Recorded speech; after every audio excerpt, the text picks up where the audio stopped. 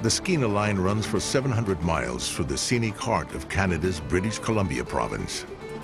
Through pristine forests, between soaring mountain heights, and over myriad streams, the rails bear the adventurous traveler from the parapets of the Rocky Mountains to the wild and beautiful Pacific coast. The train travels through a vast, remote, and sparsely populated part of North America.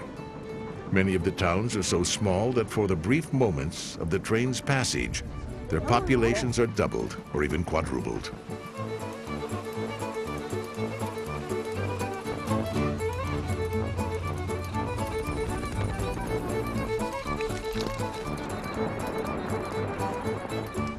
The train itself can be characterized as a village on wheels.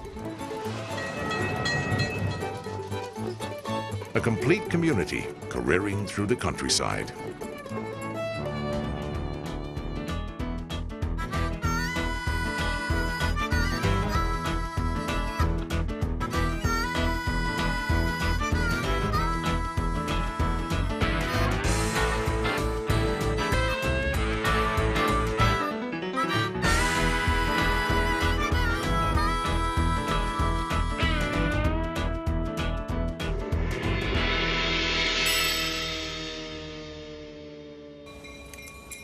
This modern passenger train is a complex of big, powerful machinery, proven 19th century technology, sophisticated communications, experienced crews, and a nearly 80-year tradition of safety and service.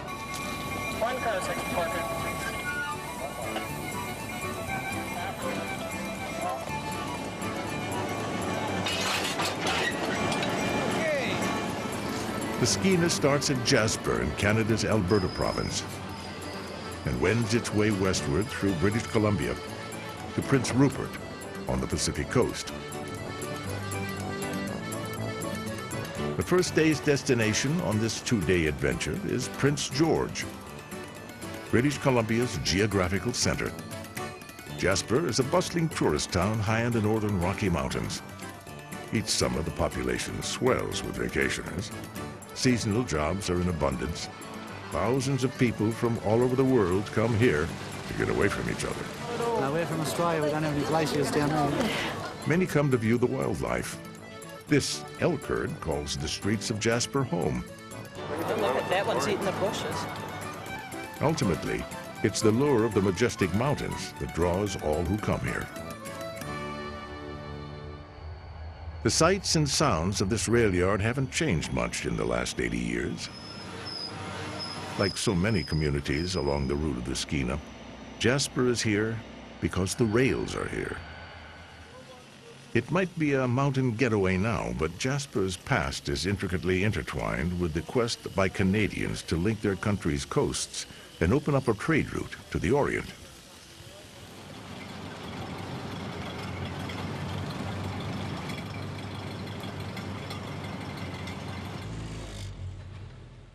No one knows this line's history better than Harry Home, or the railroad guy, as he's known in town. Harry's father was a railroad man, and Harry's been working on the railroad since he was 16. He worked on the Skeena for 5 years. He frequently spends his leisure time rebuilding this 1923 6015 mountain-type steam engine. Harry Home doesn't just know Canada's rail history, he's a legendary part of it. In 1911, the steel arrived in Jasper. They had to send ships and men and materials all the way around through South America, up the coast, and up to this little place called Port Simpson, which was full of ideals. They started up against incredible odds. Flies and mosquitoes, passes. They couldn't even see where they were going. The bush was so dense you had to climb a tree to see where you were.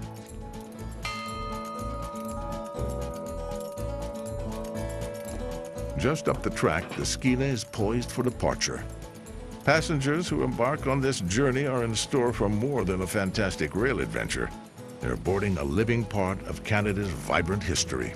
In other areas, the nation built the railroad, but in Canada, the railroad built the nation. Watch your step now. The conductor today is 30-year veteran Dave Burns. Dave is an old friend of engineer Harry Holm. Each possesses an intimate knowledge of the people and the places along the track. Hello, Harry. How you doing? Hi.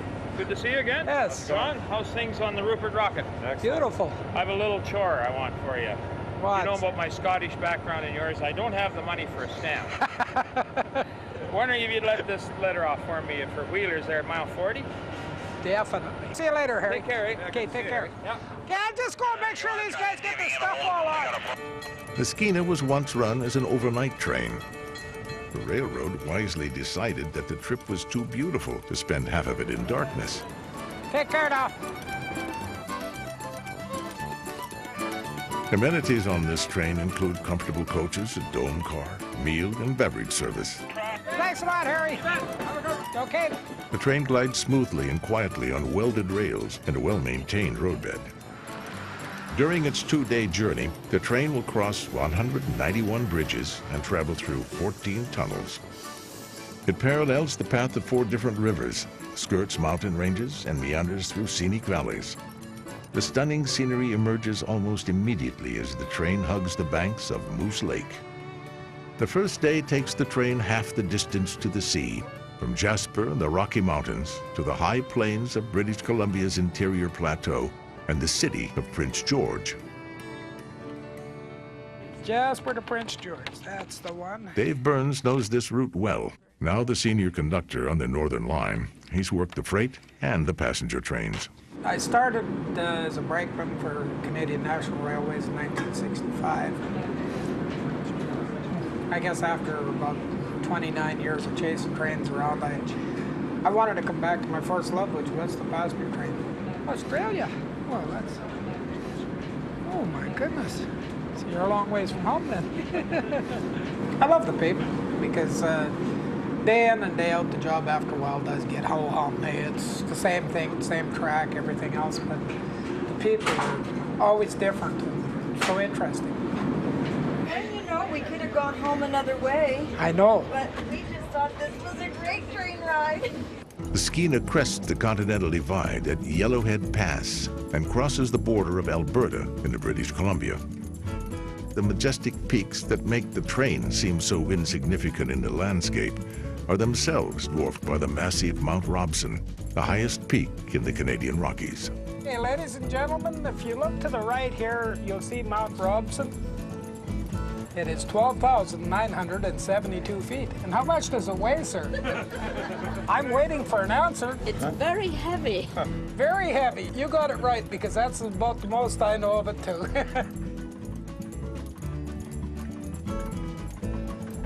The Fraser River is down below here, and we'll follow that all the way to Prince George. From its source in Yellowhead Lake, the Fraser River flows 850 miles to the Strait of Georgia at Vancouver in British Columbia.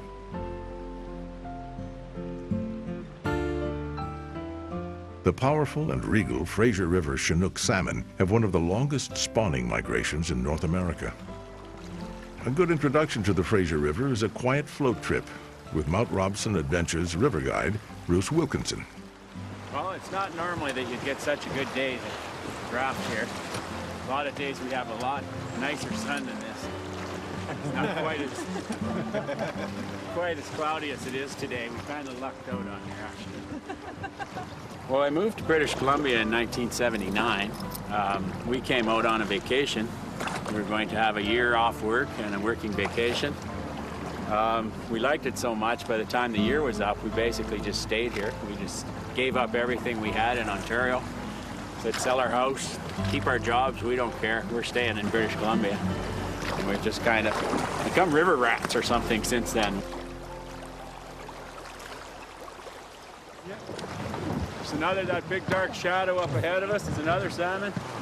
Some have gone through to spawn up above us, but most of them spawn down below us. Okay, so we're going to get out here to have a look at some salmon. Oh, doesn't that water feel good? No. We got some here. If you come up here, you can see the salmon right here in front of us. There is 5 species of salmon in the Pacific Ocean. Chinook is the biggest, coho, sockeye, chums, and pinks. And this is the only one that can come this far. All 5 species behave the same way. They have to come to gravel to lay their eggs. They all have alevins, and they all go to saltwater to live their adult lives and come back here to spawn and die. And all fish die at spawning, males and females. Males don't go back. They've deteriorated too much coming up here, so they will die. Further downstream, the river is a turbid suspension of rock flour ground off the mountains by the action of the glaciers high above. The formidable Mount Robson looms around every corner. Ribbons of sparkling water and of steel run a parallel course along the banks of the Fraser. The hum of a locomotive can often be heard over the lapping of the river. We actually have a train coming on our tracks. The railway from the river here runs directly to our right. You can see the 2 lines along the mountain. It was 2 separate railways were built along that ridge right here. They were built around 1909 to 1914 through this area. When the railway was being constructed, about every 3 to 5 miles of railway track, they would have some kind of a community. Throughout the bush there, you can find many remnants of the railway. It's all there. It's just we can't see it anymore because the buildings have been removed, the forest has grown up over it. You'd be amazed at what you could find all the way through to the coast again, as far as buildings and towns. And they just are no more, and they were such small places that there isn't a real big written history about them.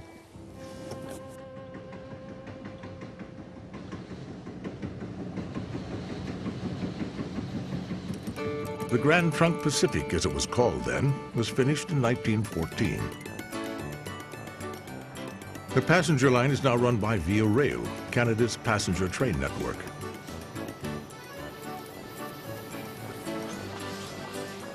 The gleaming stainless cars were introduced in 1955 and have since been thoroughly modernized. So, how are you folks enjoying your trip? This is the 3rd time. 3rd time now? Yes, So you're one of our mainstay travelers here. Right, yes.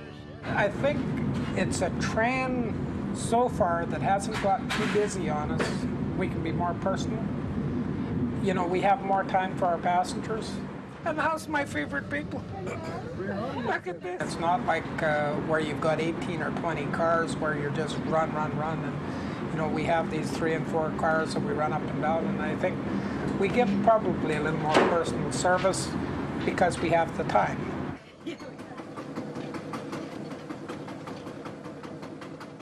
Dave remembers a time when the Skeena was an integral part of every community along the route. Well, the train was their lifeline. It was totally their lifeline. There was no other transportation to get into these places because there was no highways, no roads into it, and it was totally done by rail traffic. Nestled in the 2-mile-wide, 150-mile-long Robson Valley, the farming community of McBride was once totally dependent on the railroad. And that will do VFX. Today, reminiscent of its whistle-stop past, the Skeena interrupts its journey at the farm of Marilyn Wheeler and her son Matthew. Hello, Marilyn. Yeah, Harry Holmes wanted me to deliver this letter to you, so... Oh, great. There you go. He's... You know, him being trying to be so cheap, he doesn't want to spend the price of a stout. Yeah, that's great. No, I don't know whether I've ever met him, but we've been waving to him since about 59. So. Yeah, he's been around for a long time. He's quite a fellow. Years of seeing him go by here. That's right. Yeah, well, I think he's got some things he wants me to change if I do another edition of the book. Well, I've never had a letter delivered quite like this before. There you go. Okay, it was very nice. We'll see you guys later, hey? We'll see ya. Yeah. The Wheelers lived just 4 miles from downtown McBride. While the Grand Trunk Pacific was being built, McBride was a busy boomtown of 2,500. Today, around 700 people call the town home. Its coupling to rail history is evident all over town, except at the essentially abandoned train station.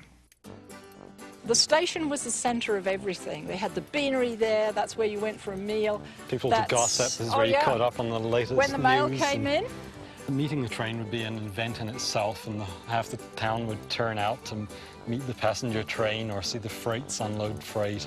And there's incredible shots of women in their long white dresses under the restaurant sign. And then there's the army one with the all the soldiers. The troops all leaving in actually, it was right 1914. along here. And so there's this incredible activity that would take place here with the locomotives coming through and the crews changing. But of course, that's all memories now with the changes. The biggest change was the completion of an all-weather highway in 1968. People just stopped using the train, but it never left the wheelers.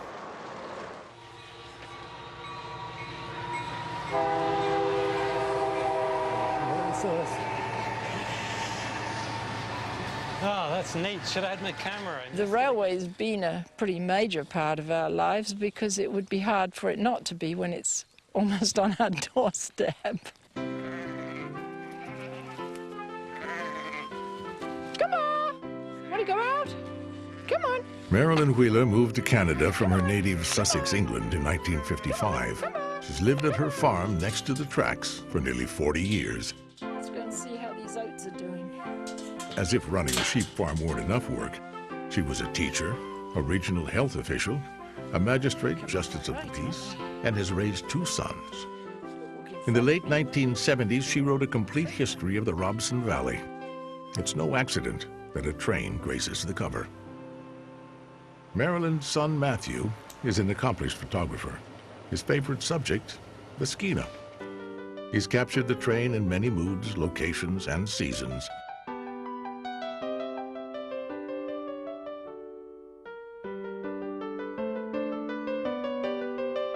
Matthew has been documenting the trains of Canada since childhood. He drew and painted the many trains that passed the Wheeler farm. When Matthew was 10, one of his paintings won an international competition of children's art and was exhibited in the Louvre. Matthew was totally obsessed with trains and drew them at every possible time that he could. In fact, just about every piece of paper had a train drawn on it. And one of his great enthusiasms was for us to go up, when he was around 3 years old, to go up onto the crossing, which was just down the track there where the road crosses the railway. I was never quite sure why he wanted to go up there. We were never allowed on the track as kids. And then one day he solved the mystery. I have vague recollections of kneeling down and sort of touching it with my finger. And he said, you know, when I stand on this track... now I'm touching all of Canada. I'd never thought of that. The Atlantic Ocean in Halifax. It made me think of it in a whole different way. The people are traveling on this connection right now. Among those traveling the Canadian connection are the passengers of the northwesterly bound Skeena.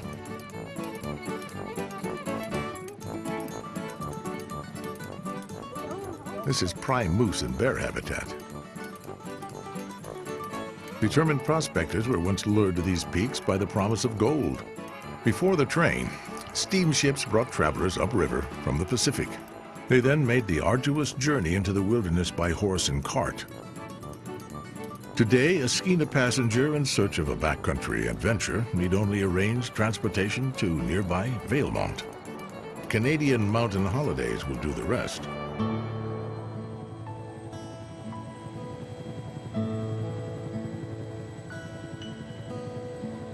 The Rockies of northern Canada are a labyrinth of peaks, valleys, and treacherous glaciers. These mountains were inaccessible to all but the most skilled mountaineers until Canadian Mountain Holidays began its heli-hiking adventures. I'm gonna go right over top of Big B Ridge. I can't get tired of this. Sure is torquing out of that ice, isn't it?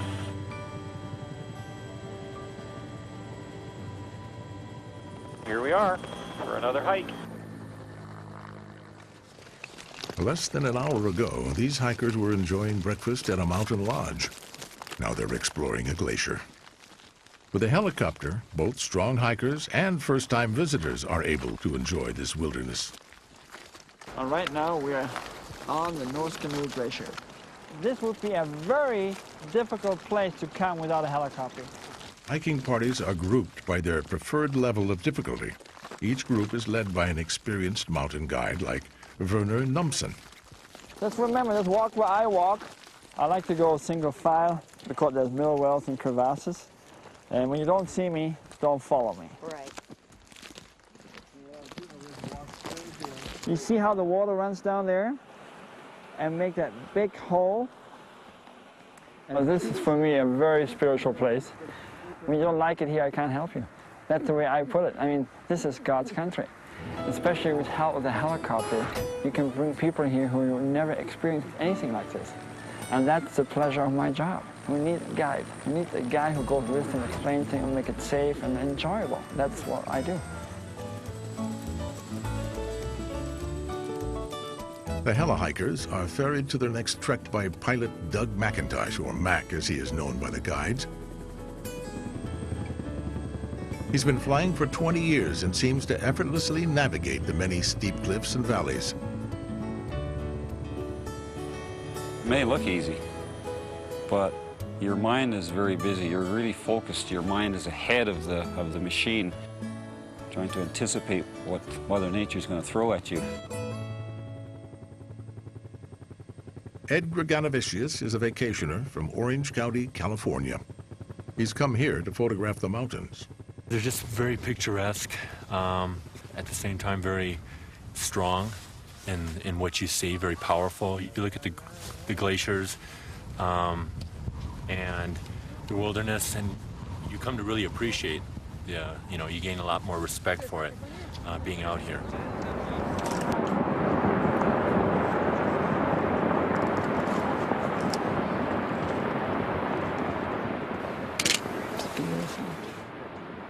Puts things in perspective for you, I think.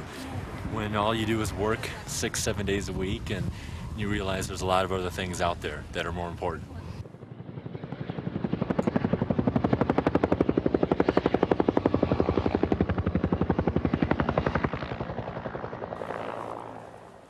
We're coming up to a very nice viewpoint now here. Transported to a point high above the glacier they just crossed, the heli-hikers can peer down at a group making the same traverse. Here you can see where we hiked on the glacier.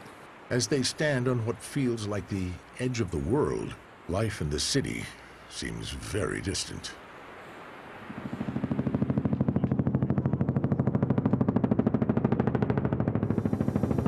It's a nice spot down there for lunch. We got lots of moose burgers, glacier worm. Oh, this looks good. I can't believe it. Perfect. Any place was so beautiful. This trip was just wonderful. We went on the top of that mountain over there. This afternoon, we're going to be doing more hiking. I think maybe meadows. In the meadows, I'm not sure. But first, I want to swim in that lake. Whoa! Whoa! Whoa!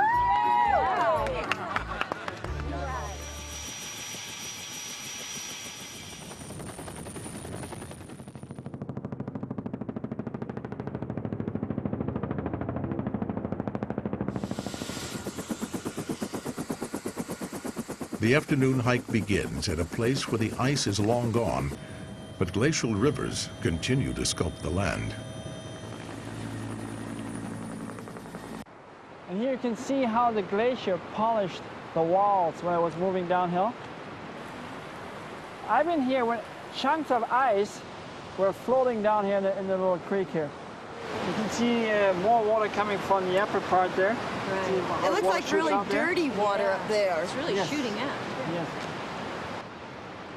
The water, sepia tinted by its burden of silt, carries the mountain downstream, slowly healing the gash the glacier left millennia before. The group heads upstream, back towards the source of these cascades, back into the ice. Okay, when we go down here now, use your heels, okay? Yeah. Otherwise you go sliding, and use those footprints we digged here already.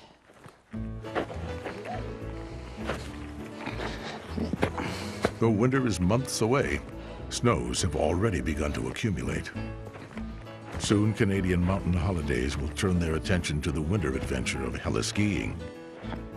As this day's adventure nears its end, the spongy ground of a high tundra meadow yields pleasantly to aching feet. Won't be long, we have. With boots heavier and breaths shorter, the happy hikers head to the top of the ridge. I think coming up here, you get the cobwebs out of your brain. You get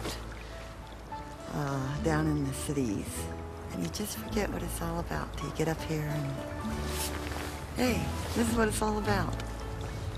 To be able to come up here and with a guide go into these marvelous places, hiking up to peaks and then come back to the lodge and order a drink, have a gourmet meal served, and then a bed with sheets, it's pretty nice. I mean, it's pretty hard to beat.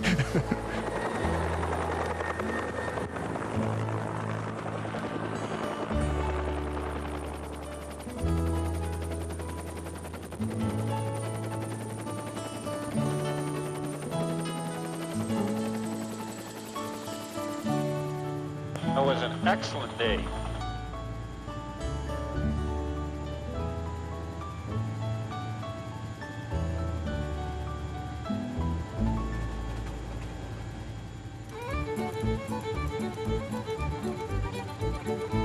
The Skeena continues its jaunt through the scenic Robson Valley.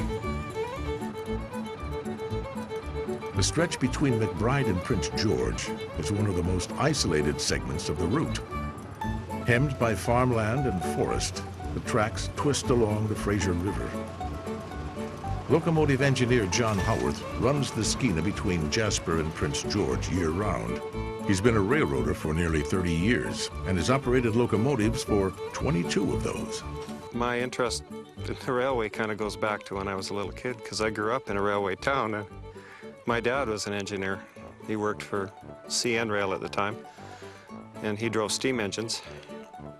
And when I was a little kid, I kind of always wanted to do that, and that's what I ended up doing.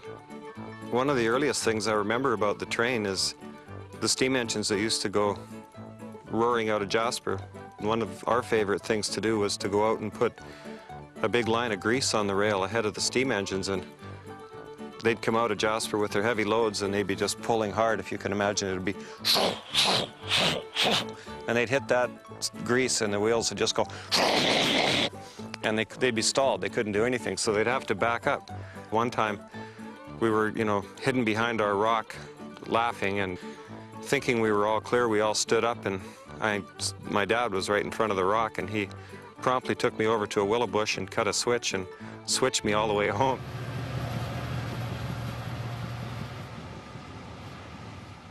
When you take the train, there's just a certain charisma or a certain attraction that people have for the train to begin with. It has a mystique, and physically the train is spacious. You can get up and walk around. You can go and have a coffee, and some trains people go and have a drink.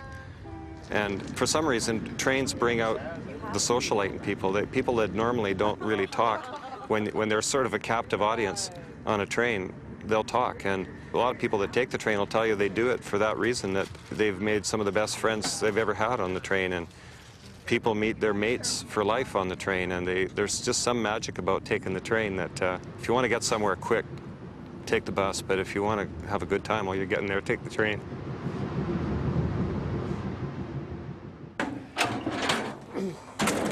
John and Dave stopped the train for what has become a ritual straight out of the Skeena's past. Hey, Clarence, hey, Olga. Uvi, how's it going? There's Uvi. You got some mail for us today. This is the community of Penny. It's the last Royal Mail stop left on Canada's Northern Line. All mail in and out of Penny still goes by rail. A few of Penny's residents stopped by to say hello to the familiar crew of the Skeena. Visitors who arrive by any other means of transportation are few and far between. You guys make sure you come for a ride. Basically, there's three ways to get into Penny. You can come in by rail, and you can come in on a really crude road. People that live there use the river to get in and out. But I think most of the people in Penny still consider themselves to be connected to the outside world by the train. John frequently spends his days off visiting the friends he's made in communities that border the rails. Like the full-time residents of Penny, John paddles across the Fraser, then hikes into town. First on his list of visits is Clarence Boudreau. Hello, Clarence. Hi, John. How you doing? Good. How was the trip out?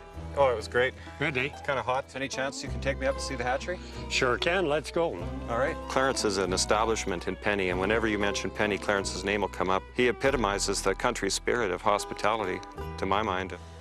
Put my glove on, we'll go out and talk some of these big babies into coming up to the surface here for us.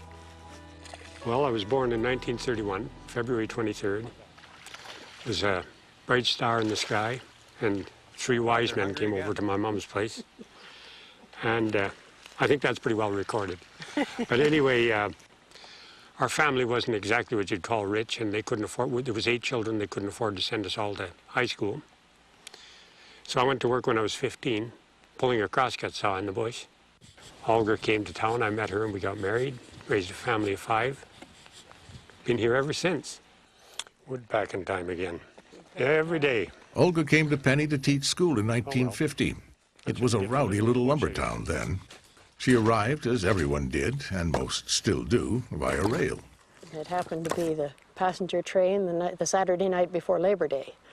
And the beer was piled higher than your head on the station platform when we got off. And all the men in Penny had come to the train to see the new school teachers. It was pretty scary. We watched the tail end of that train go out, and we almost climbed back on. Everything was dark, and it was raining, and there was all these men and all this beer. Yeah. Is that all you're packing? What do you mean, is that all I'm packing? Oh, I got a sore back. Oh, pooh. My mother's house is still standing. It's just about a quarter of a mile over here from us. It was built in 1928. And it's a lot of it's got shingles on it, and they've turned red from the sunshine. It's really pretty. Our first child was born in that house over there. We just stayed right here and had the babies here because didn't want to have them on the train. Some people did end up having their baby on the train.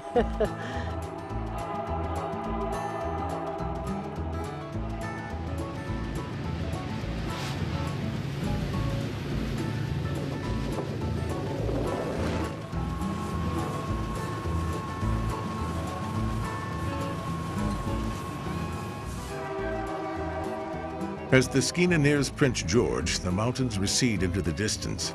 The interior opens to lakes and broad plains. The train crosses the Fraser River one more time as it enters Prince George.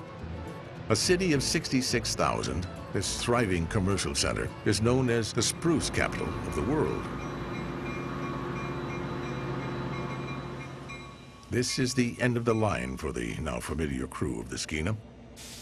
Tomorrow, John Haworth and Dave Burns will run the eastbound train to Jasper. In the morning, this train will continue its journey west to the sea. Put some more wood on first. Part of the mystique and the appeal of railroading is the rituals that have evolved from the handling of railroad equipment.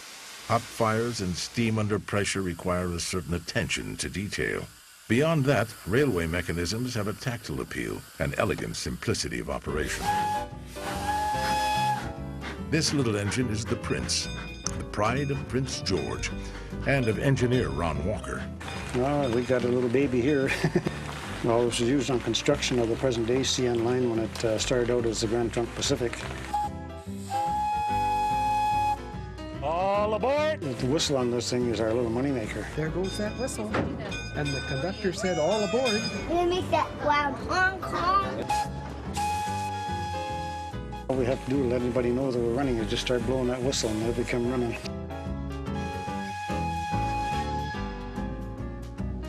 Lovely wave, go yay! A lot of people just don't have any idea at all of how it operates. Or, you know, they see me putting wood in the fire and they say, oh, it runs on wood. Well, it doesn't run on wood. It runs on steam. If I say, you know what steam is? The definition of steam? And they say, no. And I say, well, it's water gone crazy with the heat. Kids of all ages like it.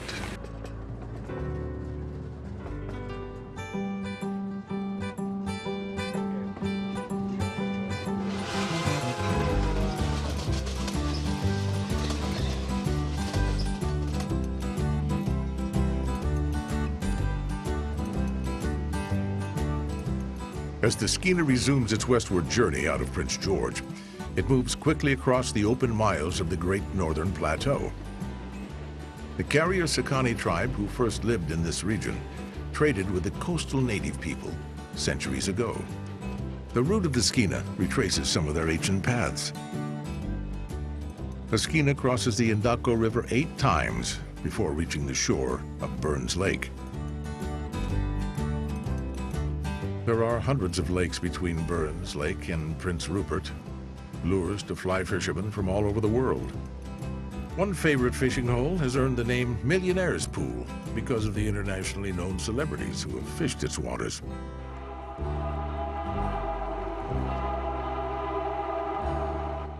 Occasionally, the Skeena must slow to allow a passing BC native to cross the tracks.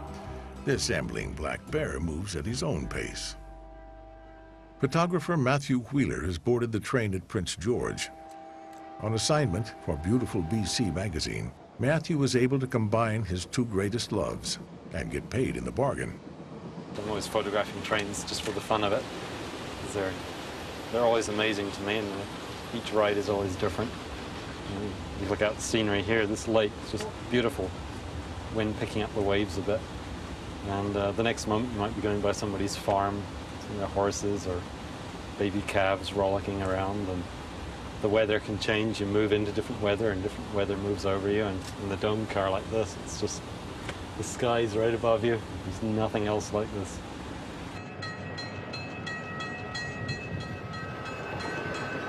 Train travel is so much fun because you're not having to worry about driving and be somewhere.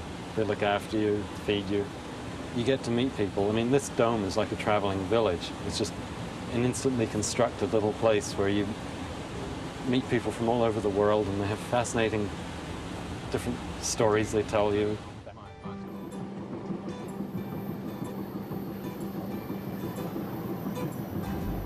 Matthew Wheeler's youthful love of trains and of images has evolved into a rewarding professional life.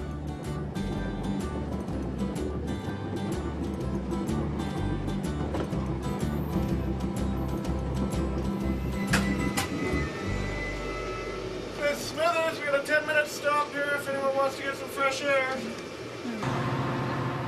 The Skeena makes a regular stop at Smithers, a logging town that marks the end of the interior plateau.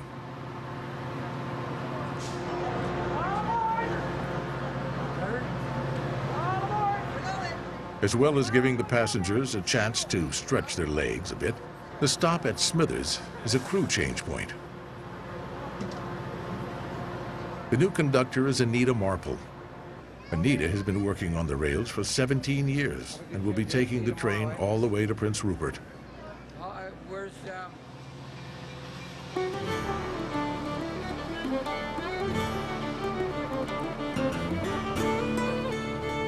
From the moment the Skeena leaves Smithers, it is dwarfed by mountains. None are as dominant as Hudson Bay. Catlin Glacier, an ice cirque more than 100 meters thick, is nestled in the mountain's central valley. Anita knows every point of interest along the route. She's compiled a guidebook that she loves to share with her passengers.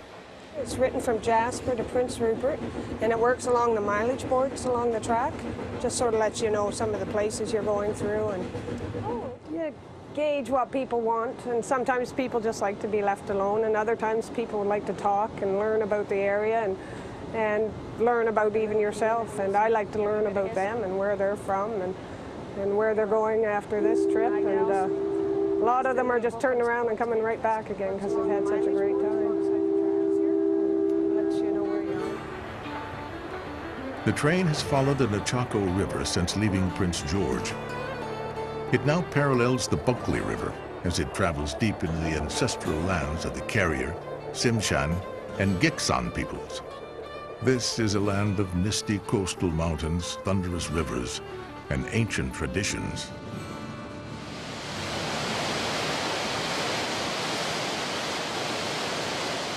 Near the village of Morristown, the Bulkley rushes through rocky narrows.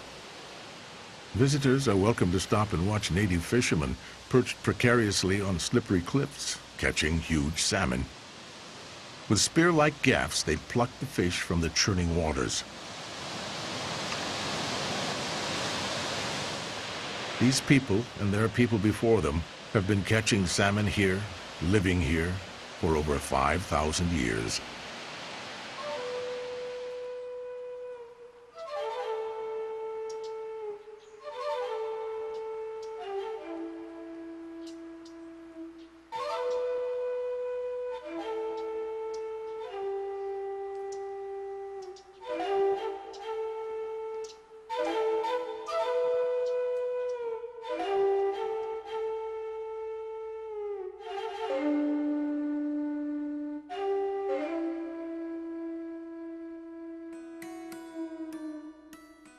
Only a few miles off the tracks, near the Alaskan Highway, is a small First Nations village of the Gixon tribe. Kitwankul is world-renowned for its totem poles. As poles' functions are as diverse as marking a grave, supporting a roof, or celebrating a house moving.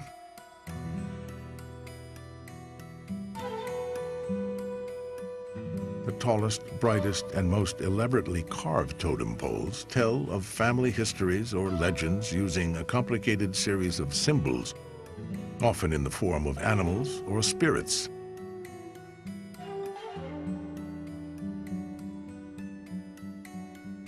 One of the most respected of the area's totem pole carvers is High Chief Earl Muldoon. What I've carved in 26 years is about 50 totem poles in different sizes, anywhere from 6 feet to 76 feet.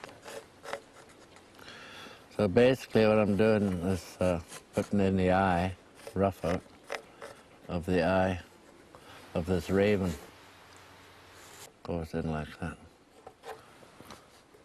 Okay. Earl has dedicated his life to reestablishing the pole's importance and presence in the Gixon villages. One way he's doing that is by working with younger carvers, like his nephew Danny Young, and Gerald Good, the nephew of the chief for whom the pole is being carved. It's an everyday life here. These poles are pretty significant. A lot of the images or figures on the pole is a family crest, and there's some incident in the lifespan of these people of where some event happened, and these images were adopted.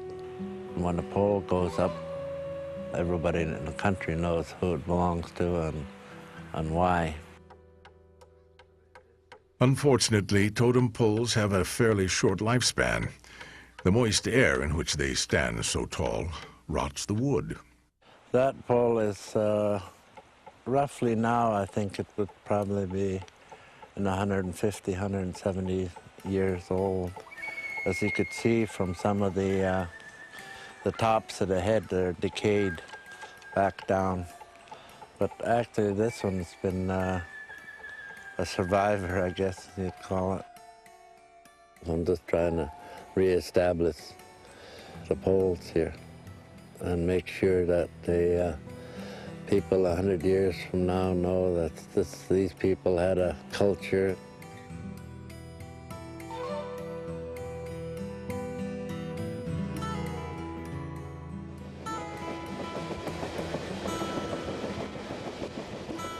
This is a region of many stunning bridges.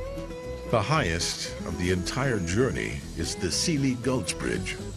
At 195 feet, it towers over the meeting place of the Bulkley and Skeena valleys. Only 12 miles further, the train crosses its namesake, the Skeena River. At 163 feet, the Skeena Crossing Bridge is the second highest on the line.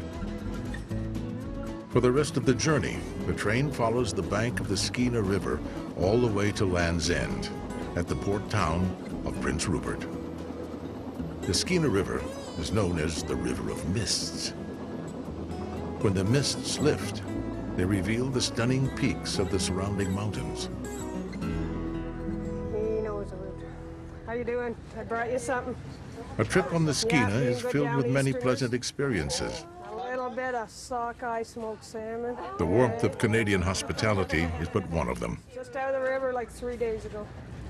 Sugar and aniseed. Oh, thank you. No, you're already done. You need seconds.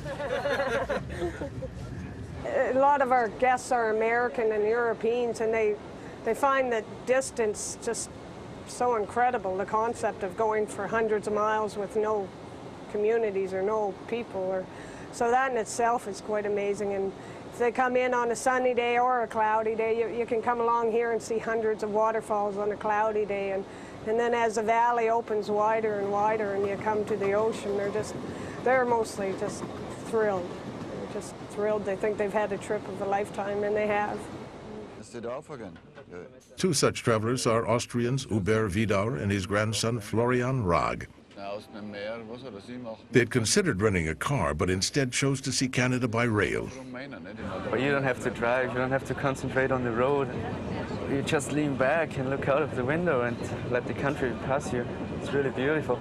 Also sehr gut zum Fischen, zum Lachsfischen. Yeah, he said he's always in Austria and he's seen the country, and Canada is a big and beautiful country, and it's very good for fishing, and that's why he comes here, for fishing. There's a million things to do for the sportsman and the fisherman and the hunter. You got those fishing rods? Oh, yeah, we got our fishing rods.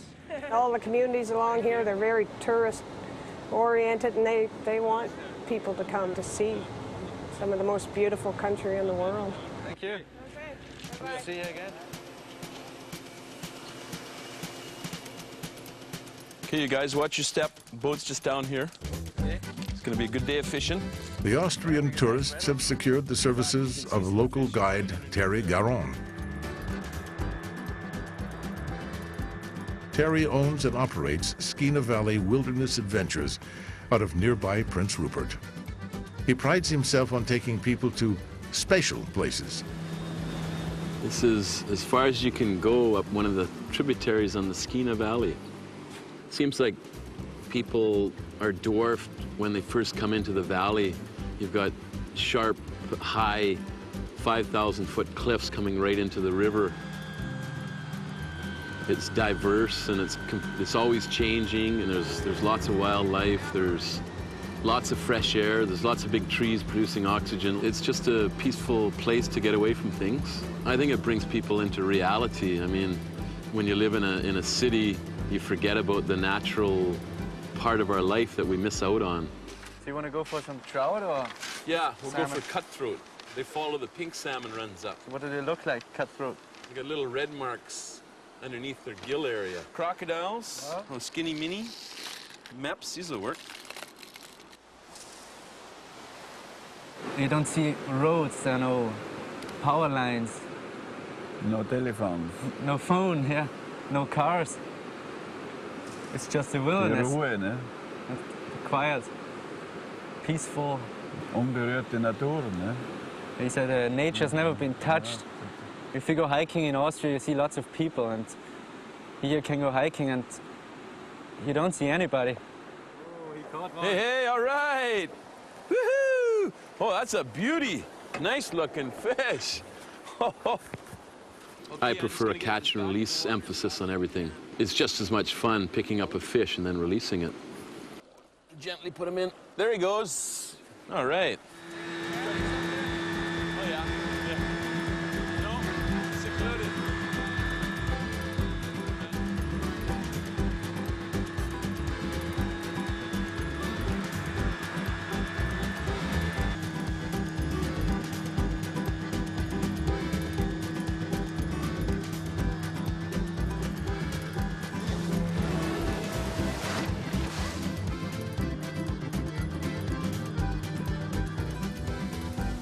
The fishermen speed back downstream to the Skeena River.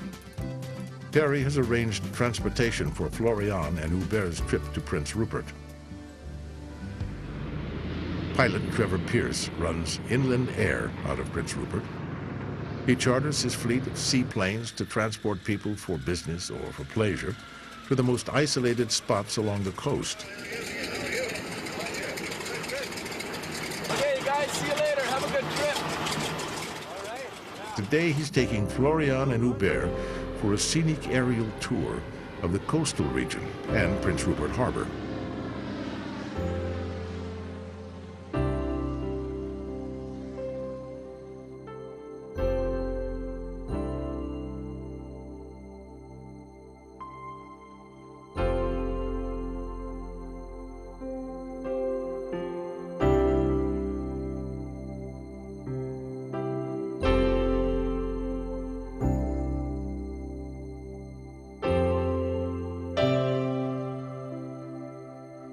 The tour and the journey end in Prince Rupert. The quaint town that once had dreams of being a gateway to the Orient is primarily a fishing town.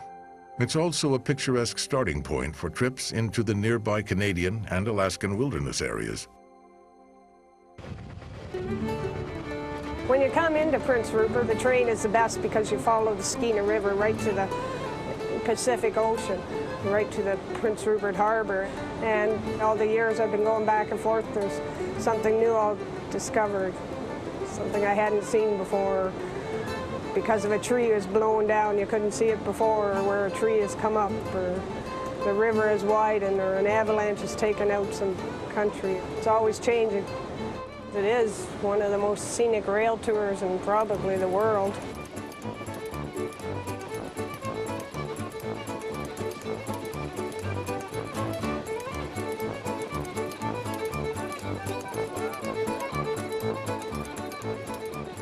Prince Rupert Station, the end of the line. Some passengers will spend a few days in Prince Rupert, some will travel on to Alaska, and some just may head back east on the Skeena. The bells ring and the people sing.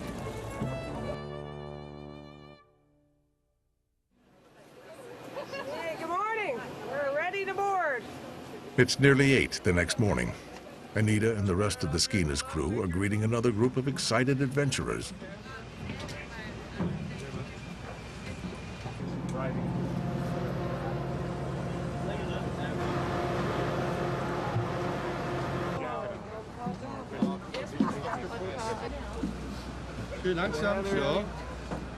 The Skeena's journey of discovery never ends.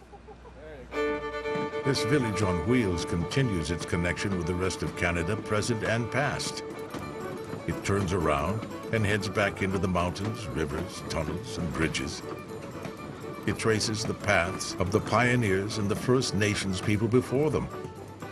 It honors and celebrates the lives of the hardy people of northern British Columbia.